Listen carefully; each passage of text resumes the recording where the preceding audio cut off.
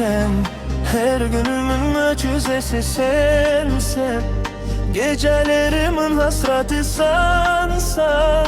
Hayatımın bağlaması, en güzel sevgi havası, kalbimin bitmez nagması. Sensen, ömrümün mağnası sensen. Taqdırımın kazınası sensen. Ömrümün kayırması, şabıtımın çıkarması, canımın tabarmazı sen. Hayatım, sensiz itil o günlerin maralım. Gaz gözlerinden kalmasam ayrı. Bu kalbimi seninle bağladım hayatım. Demene, sensiz de var mı benim davamım. Ben çok derin bu eski yaşadım.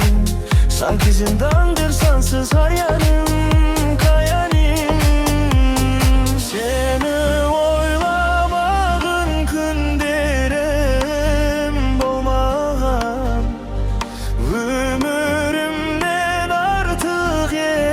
Sen bana,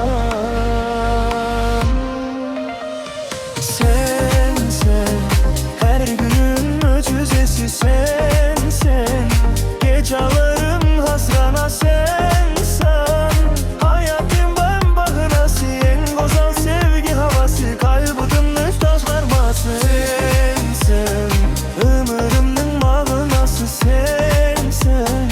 Taqdırımın kazınası sensen. Gelmelerimden kayırması, şabıtımın çıkarması, canımın kabarmazası. Amalım, maralım, sensiz barma alım. Ken kalam, özünsüz bolsa menge kamalım. Özüne umtılsak adam, canıma jakınlıgam. Senime mütse her bir şağım, arman bama ardabım. Ben dolsuz olmayım, endetip seni toymayım. Dım kalganda kayndın, samgayның şarlaygun ömrümde algın bağın. Günlerge mun kelsem bir seni tağın. Seni oylamagan günlerim olmagan. Ömrümden artık eden sen bana. Sensen, her günümün mucizesi sensen.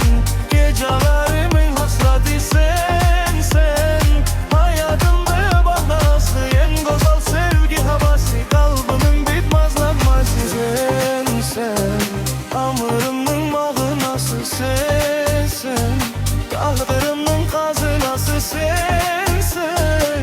Enderimden kayırması, şabı